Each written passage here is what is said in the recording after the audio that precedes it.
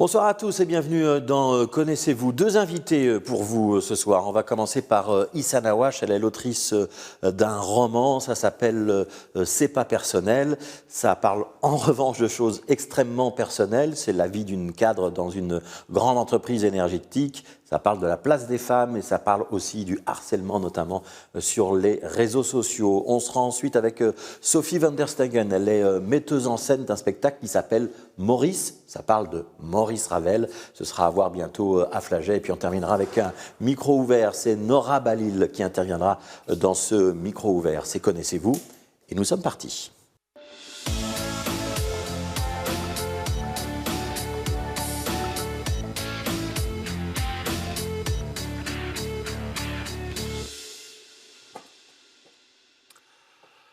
Bonjour Issa Nawash. Bonjour. Comment est-ce que vous vous sentez en entrant sur un plateau de télévision? Un peu anxieuse, mais ça va. Surtout quand je ne vois pas qui me parle. Ouais. Ça a été un bon souvenir, vos rapports avec les médias, ou ça a été un petit peu compliqué? Un peu compliqué. Un peu compliqué. Je ne dirais pas que c'était que des mauvais souvenirs, mais c'était un peu compliqué quand même. Bon, on va essayer de faire en sorte que ce passage-ci, en tout cas, reste dans la catégorie des bons souvenirs. Si on doit vous présenter un petit CV express, on doit dire quoi de vous? Alors, on va dire que je suis une autrice et également une entrepreneuse sociétale qui est engagée pour des transformations durables et éthiques. Vous êtes active dans le milieu des entreprises. Il y a un caractère aussi un petit peu entrepreneuse chez vous? Oui, entrepreneuse et intrapreneuse, parce que lorsque j'étais en entreprise, comme je travaillais dans un grand groupe, j'ai eu aussi l'opportunité de beaucoup faire de l'intrapreneuriat, c'est-à-dire de pouvoir entreprendre dans l'entreprise. Et à côté de ça, je me suis beaucoup engagée dans le domaine social à travers la jeunesse et à travers aussi le féminisme inclusif. Et donc aujourd'hui, votre travail, c'est quoi? C'est de faire du conseil. Vous venez de publier plusieurs ouvrages sur justement l'organisation, le changement dans les entreprises. C'est ça qui vous motive, aider les autres à changer? Exactement, donc moi je fais en effet du conseil et également des formations sur ce qu'on appelle le leadership inclusif, sur également les techniques de présentation, en gros tout ce qui touche au développement personnel et professionnel des personnes. Et à côté de ça, je suis également engagée pour la transition énergétique parce que je continue ma carrière dans l'énergie. Alors avant j'étais du côté privé, maintenant je suis du côté régulateur. Alors, on va parler d'un roman, parce que si vous êtes dans une émission culturelle comme Connaissez-vous, c'est parce que vous avez écrit un livre qui est un petit peu différent de vos ouvrages précédents, qui étaient très sérieux et très axés sur votre activité professionnelle. Là, vous avez fait un petit pas de côté. C'est quoi? C'est une manière de prendre un peu de distance? Alors en fait, pour la petite histoire, j'ai écrit ce roman avant d'écrire le management book. Donc je l'avais écrit au tout début parce que pour moi c'était vraiment comme une thérapie. Et puis je ne savais pas trop si ça valait quelque chose aussi au niveau littéraire, si j'avais envie aussi de le publier. Parce que je savais qu'en le publiant, je pourrais m'exposer à nouveau à du cyberharcèlement. Et donc ça m'a fait beaucoup douter. Puis du coup je l'ai laissé reposer. Pendant presque 1 an et demi et c'est seulement après que je l'ai repris, je l'ai rouvert en septembre là, cette année pour vraiment le reprendre et faire les corrections pour pouvoir le publier. Alors ça s'appelle C'est pas personnel, ça paraît maintenant. On a fait allusion, donc on va peut-être expliquer pour que tout le monde comprenne. Si certains se disent « Ah, je connais ce nom d'Issa Nawash » ou « Tiens, j'ai déjà vu une photographie de cette personne », c'est parce que vous avez été au centre d'une très très grosse polémique, c'était il y a 2 ans et demi, 3 ans? C'est ça, donc j'ai été nommée commissaire du gouvernement au sein de l'Institut pour l'égalité des femmes et des hommes, donc c'est une organisation publique fédérale. Il faut savoir que c'était un rôle qui ne devait prendre que 4-5 heures par mois, qui était à peine rémunéré, je pense que ça peut être considéré comme du bénévolat.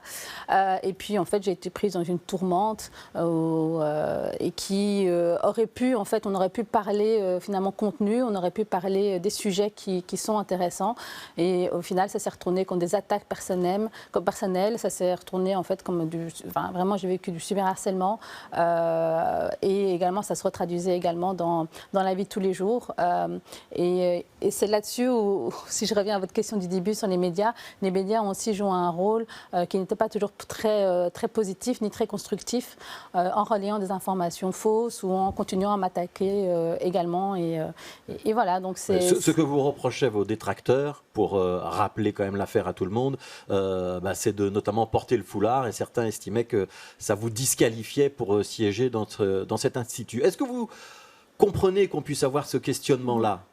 Le questionnement, je le comprends. J'encourage même le questionnement. Je veux dire, la question de la neutralité de l'État, elle est essentielle. Et elle est d'autant plus essentielle pour quelqu'un comme moi, je dirais, donc une personne issue des minorités. Donc le fait de dire que l'État doit être neutre et tous les actes qui sont posés par les agents de l'État doivent être neutres, c'est essentiel. Maintenant, est-ce que mon apparence doit être neutre ou pas? Moi, je pense que l'apparence n'est jamais neutre. On véhicule toujours quelque chose.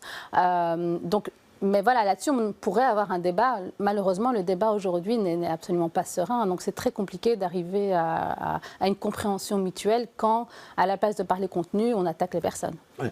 Donc ça, c'était le débat d'il y a 2 ans et demi, 3 ans. En ouvrant votre roman, je m'attendais à ce qu'on parle de ce débat-là. Et petite surprise, c'est complètement absent. Vous êtes décalé de cette problématique-là, de la neutralité, du port du foulard, de l'inclusion.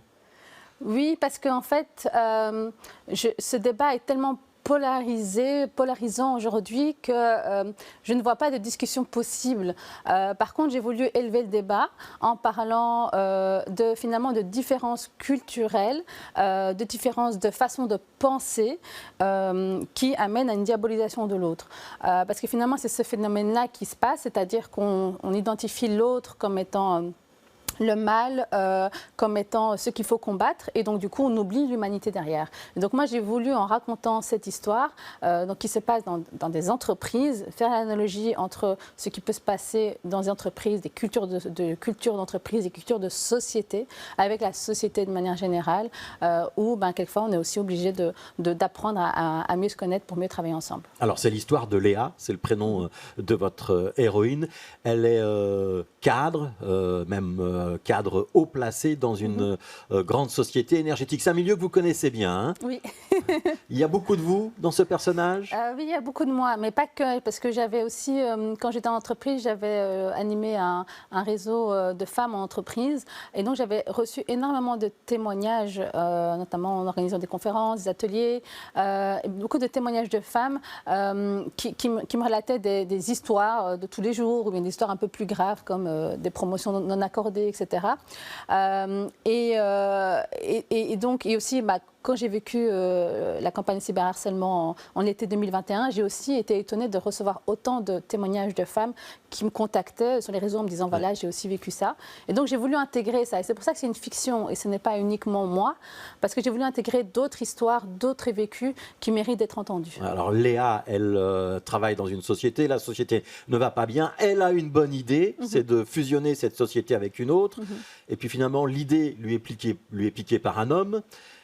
Et puis au moment de la fusion, finalement, Léa se retrouve quand même directrice. C'est là que ses ennuis commencent? Voilà, c'est ça. Donc, on lui donne une promotion. Donc, déjà, on ne lui donne pas ce qu'elle mérite au moment où elle le mérite. Et puis ensuite, on vient la chercher pour un poste qu'elle mérite, mais pas pour les bonnes raisons. Donc, en se disant, voilà, on veut véhiculer une image positive, parce qu'aujourd'hui, la question de la diversité est un peu à la mode. Et on se dit, fait un peu de diversité forcée. Voilà, c'est ça, un peu de diversity washing.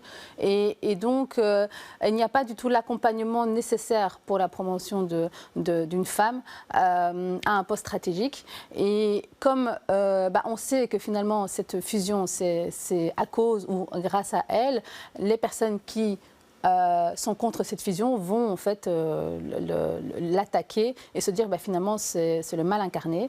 Et donc vont se passer plusieurs choses. Hein. Les personnes qui ne voient pas d'un bon œil qu'il y ait une jeune femme nommée là, qu'elle prend la place de quelqu'un d'autre. Et donc voilà, c'est comme ça qu'elle va se faire attaquer à la fois dans la vie de tous les jours et sur les réseaux. Alors, je vous propose, Issane, de prendre le livre, il est à votre gauche.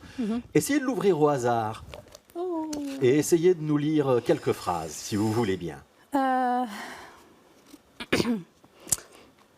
qu'est-ce que je vous montre? Benjamin apparaît dans mon bureau, pile au moment où je range mes affaires. Je l'accueille avec un grand sourire, je devine qu'il va me raconter les derniers commérages en ma faveur. Léa, tu peux rester encore 5 minutes? Il est 19 heures. Alors, 2 minutes seulement. Tu ne veux pas t'asseoir? Pourquoi? Je vais te montrer quelque chose qui va sans doute te choquer. Voilà, donc ça c'est un extrait du roman. Ce qu'il va montrer, ce fameux Benjamin à ce moment-là du roman, c'est ce qui se passe sur les réseaux sociaux. Exactement. Alors il y a eu un dérapage dans la promotion de Léa. Elle est attaquée publiquement par un journaliste et après c'est un peu la déferlante sur les réseaux sociaux. Ça c'est assez proche de ce que vous avez vécu quand même, Issa Nawash, la description. Oui, c'est ça. Ouais, ouais. Alors il y a autre chose de très important dans ce roman, c'est la vie privée, la vie familiale de Léa. S'il n'y avait pas eu cette béquille-là, le roman la vie de Léa n'aurait pas été aussi facile et le roman n'aurait pas été aussi intéressant. Oui, parce que finalement, on a souvent tendance à voir que le fait d'avoir une vie de famille, d'avoir des enfants, de vouloir aussi être présent pour ses enfants peut être un obstacle pour une carrière. Je pense qu'au contraire, c'est une force parce que moi, personnellement, en tout cas, quand je vivais tout ça et que j'allais chercher mes enfants à l'école et que, par exemple, ma fille me disait comment s'est passée ta journée et je ne savais pas quoi raconter. D'ailleurs, j'avais écrit un texte à l'époque là-dessus. Le fait que je lui reposais la question, et toi, comment s'est passée ta journée, et qu'elle me racontait des choses de tous les jours, ma copine a fait ça, ma madame a dit ça, ma youf a dit ça. Et donc, on est tout de suite dans la réalité. Le fait aussi de devoir laisser son téléphone, parce que je devais aussi m'occuper de mes enfants, m'aidait à déconnecter. Ouais. Et donc, Léa, elle a eu du mal à déconnecter, elle a triché un petit peu. Oui. C'était votre cas aussi? Oui, j'avais dit que je ne regardais plus les réseaux, parce que c'est ce qu'on nous dit, oui, mais regarde plus. Mais il y a quelque chose de compulsif là-dedans, c'est qu'on a envie évidemment de regarder, parce que les gens parlent de nous, c'était mon visage, c'était mon nom, mon histoire qu'on déformait. Et donc, c'est compliqué de se dire, non, mais finalement, c'est pas moi, donc je ne regarde pas. Ça restait moi. Et donc, même si je savais, la raison me disait, ne regarde pas ces réseaux, de couper cette emprise qu'ils avaient sur moi, je retournais quand même regarder ça. Donc, en effet, j'avais aussi triché. Issa Nawash, dans votre roman, on ne va pas dévoiler la fin, mais on va quand même dire que Léa retourne une situation désavantageuse à son avantage et que les harceleurs, les méchants seront punis à la fin. Est-ce que ça se passe comme ça dans la vraie vie ou pas? Non, non, malheureusement. Je pense que la meilleure réponse qu'on peut donner, c'est de ne pas laisser ces histoires nous définir complètement et de se rappeler que quand on est maître de nos propres émotions, de reprendre le contrôle sur nous-mêmes et sur notre propre vie. Vous savez, mon père, pendant ces histoires, m'avait donné un bon conseil en me disant laisse-les, de toute façon, à la fin de la journée, toi, tu sais qui tu es. Et c'est vrai. Alors, évidemment, c'est très rationnel, donc il faut pouvoir avoir suffisamment de recul pour ressentir ce genre de conseils, vraiment. Mais malheureusement, non, parce que l'arsenal judiciaire, déjà, ne protège pas les victimes de cyberharcèlement. Donc, il est plus que temps de faire une réforme par rapport à ça. Aujourd'hui, on peut vous attaquer, on peut vous traiter de tous les noms. Les réseaux sociaux, notamment, par exemple, X a une politique... Anciennement Twitter, oui. Oui, c'est ça, anciennement Twitter. Donc, quand on signale un tweet haineux, en fait, ils estiment que c'est de la liberté d'opinion. Et autant, la liberté d'opinion est essentielle, il faut la préserver. Mais le souci, c'est que, en fait, laisser tout le monde attaquer les personnes fait qu'on va restreindre la liberté d'expression des autres. Ouais. Parce que c'est ce qui s'est passé pendant tout un temps. Je ne me suis plus exprimée, je n'ai plus osé dire quoi que ce soit. Ouais. Donc, ma liberté d'expression était restreinte parce qu'on laisse les extrêmes se passer. Ça s'appelle C'est pas personnel, c'est aux éditions Academia. C'est donc le premier roman d'Issa Nawash. Ça vous a donné envie d'écrire des fictions ou pas? Oui, j'ai adoré. Donc j'avais déjà écrit avant pour des pièces de théâtre, avec notamment l'association Race et la Neutre. Et donc j'ai dû apprendre aussi d'autres techniques d'écriture pour écrire un roman. Et j'ai adoré ça, je trouvais ça génial. Et surtout... l'avantage avec une fiction, c'est que tout est libre, en fait. Donc, j'étais vraiment dans la création. Je ne savais pas du tout où est-ce que j'allais. Je n'avais pas prévu la fin avant d'écrire la fin. Et il y a toute une série de sujets qui sont venus, notamment sur la balance vie privée, vie professionnelle. Je ne pensais pas que j'allais autant en parler. Donc, moi, je trouve ça génial de pouvoir créer ça. Et j'espère que les personnes pourront apprécier ça aussi. Alors, on va vous faire rencontrer une autre créatrice. Elle est aussi une habituée de l'écriture. Vous allez rencontrer Sophie van der Stegen. Hello.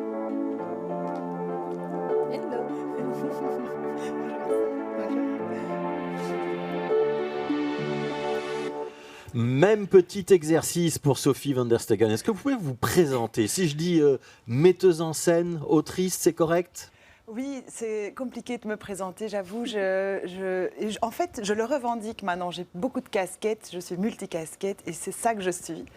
Et voilà, je sais qu'on est dans une société, un monde où les gens aiment bien vous catégoriser, mais au fond, je pense qu'on est de moins en moins à se reconnaître dans cette façon de voir les choses. Et voilà, donc j'écris, je mets en scène, j'ai aussi monté ma compagnie, donc j'ai aussi tout un pan administratif. J'ai beaucoup travaillé dans l'administration culturelle aussi. Donc voilà, je suis tout ça. Et... Vous n'avez pas été toujours tout ça, vous avez été enseignante aussi à un moment. Oui, mais très très peu. J'ai été enseignante, je pense, 1 an, j'avais 20 ans, 21 ans, enfin juste après l'UNIF. J'ai fait plein de choses différentes, mais là, en l'occurrence, je pense qu'on m'a invitée pour parler d'un spectacle, donc je pense qu'on va se contenter de ça. Alors, on va parler effectivement de ce spectacle. C'est bizarre de pas avoir de... Le nom de votre compagnie, c'est Artichoc, oui. Et le spectacle dont on va parler, c'est Maurice. Oui. Maurice, piano et marionnette. J'ai cru lire que vous aviez fait un petit peu de piano, Issana Wash. Oui. Est-ce que Maurice Ravel, ça vous dit quelque chose? Bien sûr. Ah, bien sûr. Qui est Maurice Ravel? Comment on peut le présenter rapidement, Sophie van der Stegen? Alors, je pense que Ou votre Maurice à vous, peut-être? Je pense que le Maurice de tout le monde, c'est le Maurice du boléro. Bien sûr, le boléro de Ravel, hyper connu, qui est effectivement une pièce extraordinaire. Et puis, mon Maurice à moi, il a été plus intime, je dirais. C'est un spectacle que j'ai écrit en 2017. J'étais enceinte et j'ai l'impression qu'il y a un peu de ça dedans. Enfin, moi, j'entendais ce que vous disiez par rapport à la création. Quand on écrit, on ne sait pas toujours très bien ce qui va arriver. C'est presque comme un travail un peu psychanalytique, je trouve. Et tout à coup, on se rend compte de ce qu'on a créé et on se dit, oula, en fait, c'était peut-être ça. Voilà, il y a dans mon Maurice, il est tout petit, en fait, parce que Maurice était tout petit. Il faisait 1,57 m. Et du coup, je m'étais dit, tiens, au fond, une marionnette, ce serait ce qu'il faudrait pour représenter Maurice. Donc, on a créé cette marionnette avec Charlotte de Vivert, qui a fait une marionnette qui est à peu près à la hauteur d'ici, on va dire, de sa hanche, et qu'elle porte. Donc, vraiment, c'est une marionnette portée comme ça. Enfin, je ne suis pas une pro de la technique de marionnette, mais donc c'est pas une marionnette à fil. Vous savez quoi? Le plus simple, c'est qu'on regarde voilà. Peut-être quelques images et on en reparle juste après. D'accord.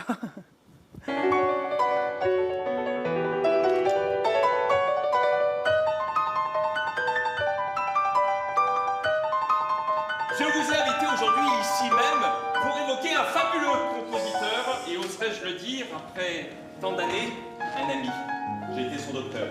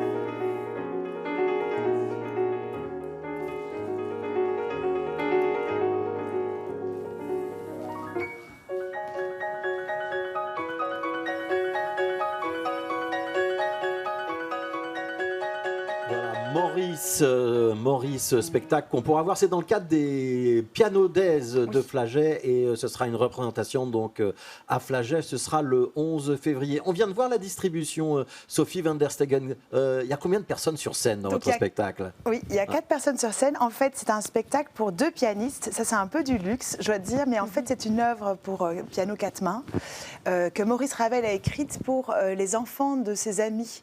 Donc, c'est une œuvre qui a été conçue pour les enfants à la base, qui s'appelle Les Contes de ma mère Loi, et qui sont vraiment des contes, en fait, c'est basé sur les contes de Perrault. Donc, pour nous, ça a juste été visuellement de chercher des liens entre la musique et ce qu'on fait sur scène. Et ces deux pianistes, c'est Sergueï Redkin et Christian Hudzi qu'on voit. Et puis il y a un chanteur. Et alors il y a un chanteur. Je voulais juste dire par rapport à Sergueï, je suis assez fière de l'avoir parce que c'est un immense pianiste qui a gagné entre autres un prix au concours Elisabeth il y a quelques années. Et puis il y a Guillaume ici qu'on voit qui est chanteur. Et puis on a aussi évidemment la marionnettiste avec la marionnette Charlotte.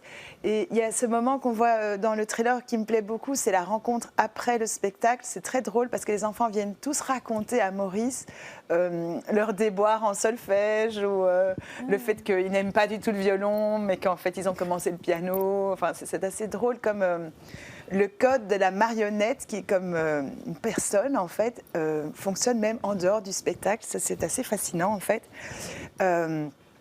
Et voilà, donc la distribution, c'est vrai que ce sont des spectacles que je revendique comme assez artisanaux. Donc c'est vraiment 3 fois rien, une scénographie assez simple.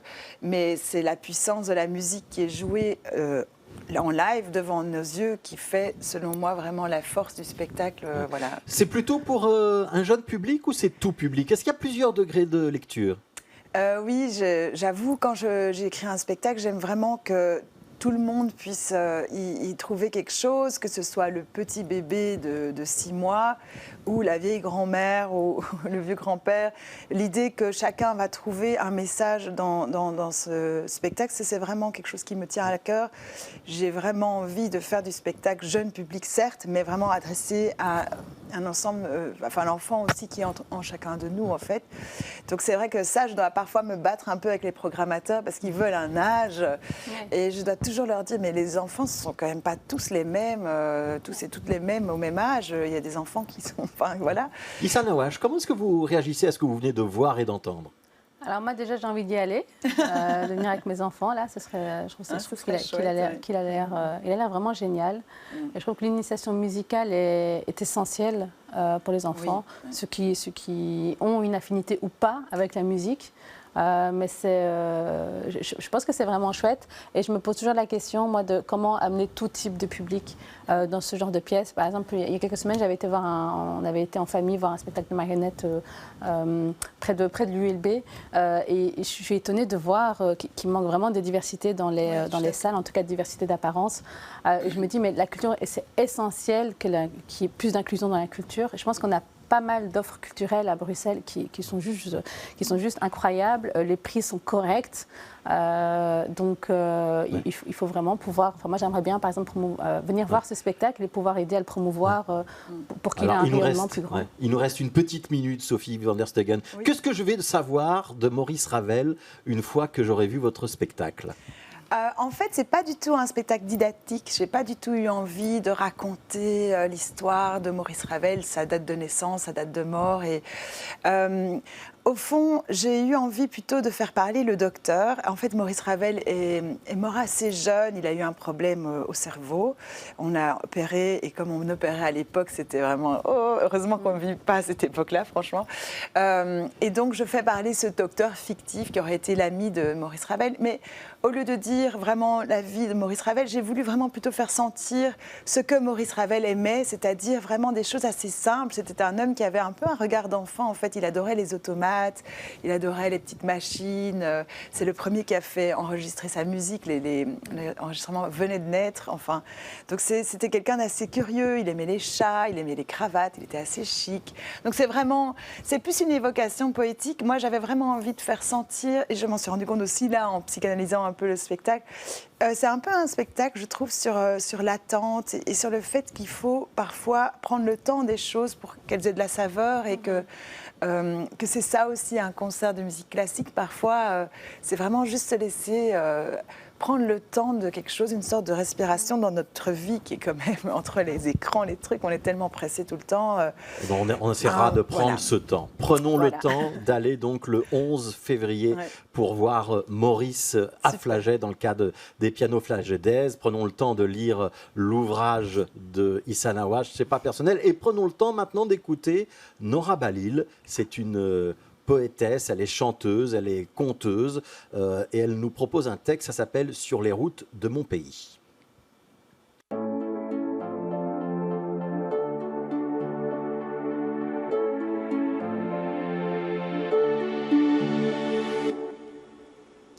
Assise sur un banc, mes humeurs vagabondent sur les routes de mon pays. Sur les routes de mon pays, il y a des pruniers et des amandiers, des paysages qui défilent en bohème. L'envie d'arriver est une ivresse. Sur les routes de mon pays, je cours après le soleil, le temps en demi-sommeil, retenir ses paupières ouvertes. Sur les routes de mon pays, une mélancolie refait surface. Le passé reprend sa place, les images nous dépassent. Sur les routes de mon pays, la paresse nous rend meilleurs. Délaisser nos horloges à l'heure pour saisir nos cadences intérieures. Derrière cette carte postale, il y a une histoire, un exil, un déracinement, celui de mon père, l'homme racine. Sur les routes de mon pays, sur les routes de mon pays. Tu me tournes le dos, moi qui t'ai réveillé ce matin-là pour prendre ta valise et partir. Tu m'en veux, moi qui n'ai connu que des guerres sur ce sol aride, t'obligeant à baisser les armes et t'enfuir. Tu ne m'entends plus répéter ton histoire, défier la mémoire de ton pays. Tu ne me souris plus, depuis que tu as laissé derrière toi tes pas révoltés par la misère. Retourne-toi. Tu n'y es pour rien. Tes enfants sauront te rendre fier, même si tu n'es plus de cette terre. Regarde devant toi, lève les yeux au ciel et dessine les étoiles de cet autre ailleurs. Tu comprendras enfin que tu as fait le bon choix. Sur les routes de mon pays, sur les routes de mon pays. Sur les routes de mon pays de Nora Balil. Nora Balil, elle est conteuse, chanteuse. Elle a aussi publié un recueil de textes assise sur un banc et sur les routes de mon pays. D'ailleurs, figure dans ce recueil paru aux éditions Antidote. Si vous avez envie d'en savoir plus sur l'univers de Nora Balil, qui voyage entre Bruxelles et Marrakech, il y a aussi son profil sur les réseaux sociaux. Et puis, sachez qu'elle sera le 7 mars au Mondanéum à Mons dans le cadre d'une exposition photo avec une performance pour inaugurer cette exposition. Merci d'avoir suivi Connaissez-vous et à la semaine prochaine.